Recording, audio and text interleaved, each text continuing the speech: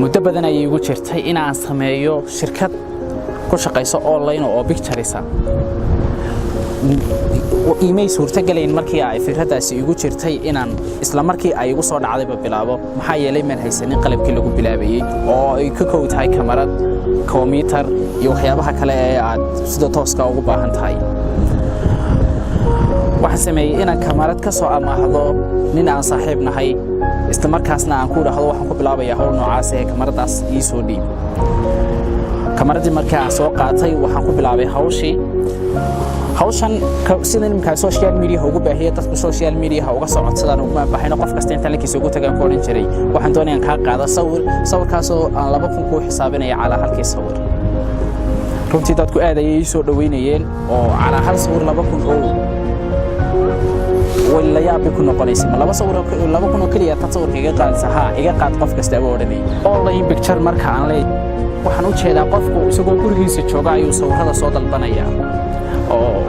sawirada online ka ayaa laga soo qaadaya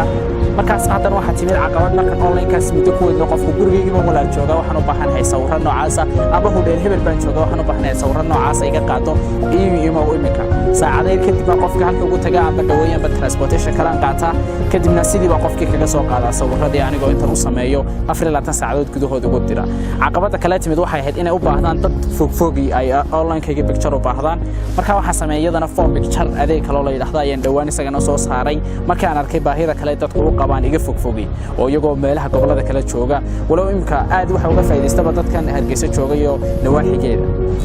form picture kaas waxa weyn inta mobilkaaga smartphone-ka sawir qofku iskaga qaado inuu soo diro kadibna sidii kamarada kale loogu hagaajiyo editor loo saaro loogada loo saaro loo qurxiyo adeegaas kalena waan hadda ku soo darnay marka oo kale yiraahdaa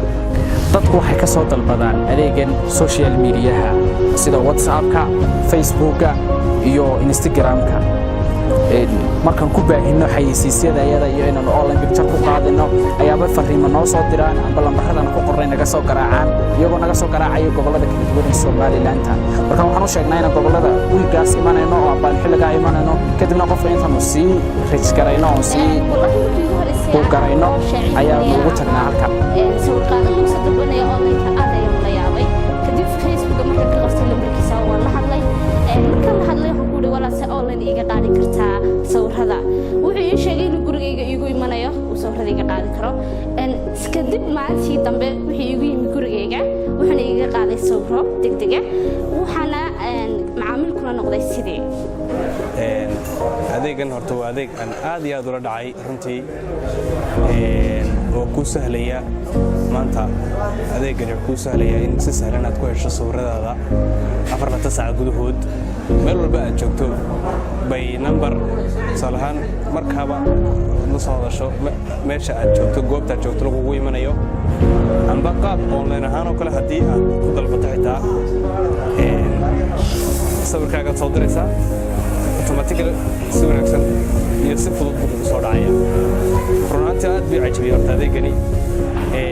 waana la yaabay sababtoo ah hore u dhacay maaha oo loo markay taasina waxay saameysay in garanaysaa